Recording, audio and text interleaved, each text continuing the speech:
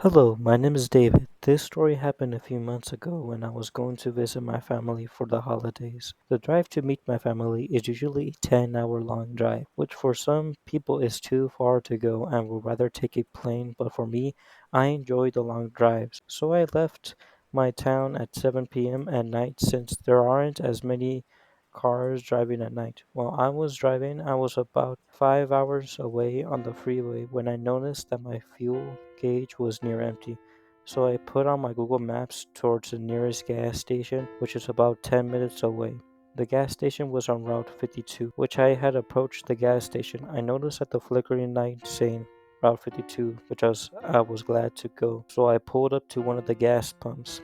I stepped out of the car. I noticed that the gas station didn't look the best and did look suspicious, which was giving off a weird vibe, but I need to put in some gas in my car so it didn't matter to me. As I approached the rusty pump, ignoring the unsettling feeling, I inserted the nozzle into my car's gas tank and started filling up, which did take a while to get a full tank. After filling up the car, I started to go to the store since I might as well use the restroom while I'm here. I went inside the convenience store, nothing, noticing that there was a horrible smell and started looking around. The store's only inhabitant was a cashier who appeared to be in his late 40s, staring at me with vacant eyes. Long drive? He asked, so I just responded. I was just passing through, my gaze flickering to the peeling of the wall behind him. He grinned, revealing yellow teeth. I walked past him, going towards the restroom. While in the restroom doing my business, when I heard some commotion, so after finishing, I washed my hands and started walking towards the restroom door. When I opened it, it was the same smell from earlier, but more potent came through. So I walked around the corner and saw that the old man was talking with a few suspicious men that appeared out of nowhere.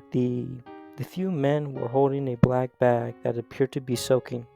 The only conclusion that came to my mind was it must have happened in the body, which explains the situation I'm in. The only thing that I couldn't do was walk back into the restroom. So I just waited until I heard the commotion stopped. I waited at least 5 minutes to make sure they left. When I started getting out of the restroom, the suspicious men were gone, so I started walking towards the front door. The old man said, "You sure take a long time to use the restroom." That's when I replied, "Yes, it was a long trip," and I kept on walking. Went into my car and left, glad that I left without them noticing.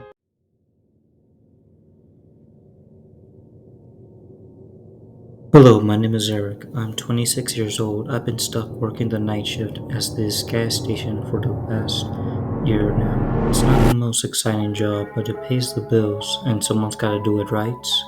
It was a typical Thursday night, the store quiet and deserted, with only the occasional car pulling in for gas. I was ideally flipping through a magazine behind the counter when I saw him. He was lurking outside. He was a rough looking guy with tattoos covering his arms and a scruffy beard framing his face. His clothes were worn and tattered like he hadn't changed them in days. But it wasn't just his appearance that set me on edge, it was the way he moved like a predator stalking its prey. I watched as he paced back and forth outside the store, his eyes darting around nervously as if he was expecting trouble. He glanced around over his shoulder like he was being followed, but there was no one there, at least no one that I could see. I felt a knot form in the pit of my stomach, as he made his way towards the glass doors, his movement slow and deliberate. I knew I should call the cops, but fear rooted me to the spot, rendering me helpless as he approached. And then, without warning, he pulled out a gun, the metallic glint of the weapon sending a chill down my spine. My heart pounded in my chest as he leveled the gun at me, his eyes cold and calculating. I tried to plead with him, to reason with him, but he just sneered and demanded money. I fumbled with the cash register, my hands shaking with fear as I tried to comply with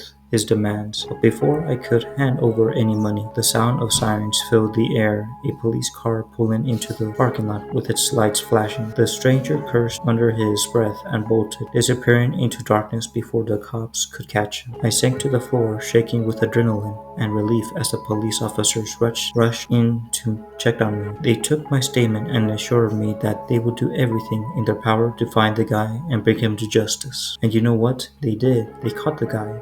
A few days later, thanks to some security footage from the gas station, Turns out he was wanted for a string of armed robberies across the state. I'm just grateful that he hasn't been back to the gas station since, and I hope I never have to encounter someone like him ever again.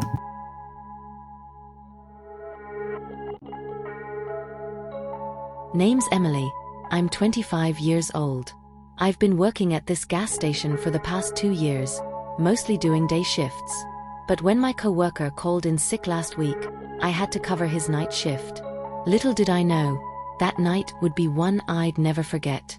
It was a Tuesday night, and the store was quiet. I was behind the counter, flipping through a magazine to pass the time, when I saw him. He was parked at the gas pumps, his car idling ominously in the darkness. He was a tall guy, with a scruffy beard and tattoos peeking out from beneath the sleeves of his hoodie.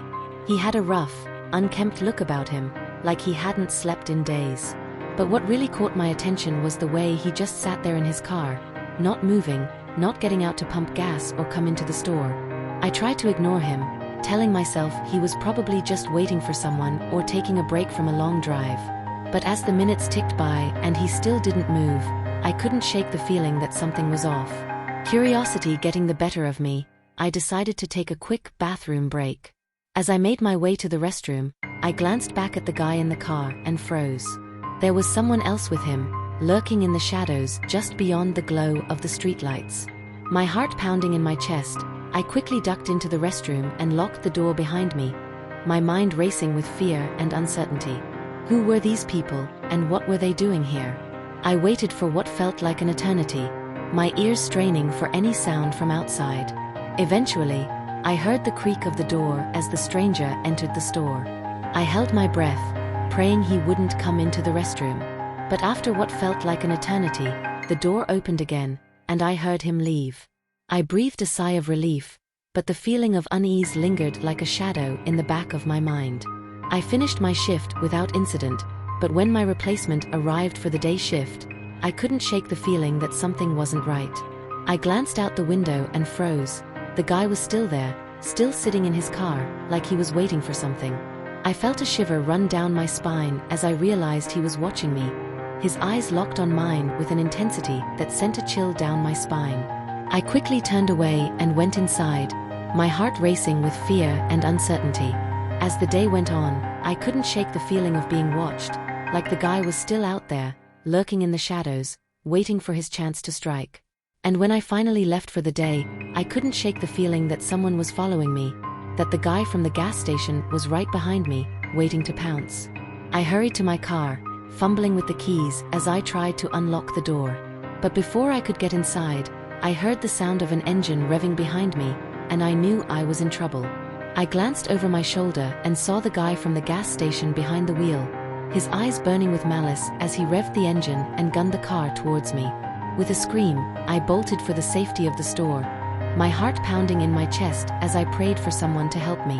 And thankfully, help came.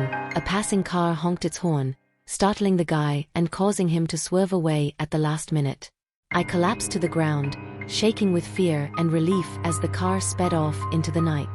And as I lay there, gasping for breath, I knew one thing for sure. I was never going to work another night shift again, no matter what.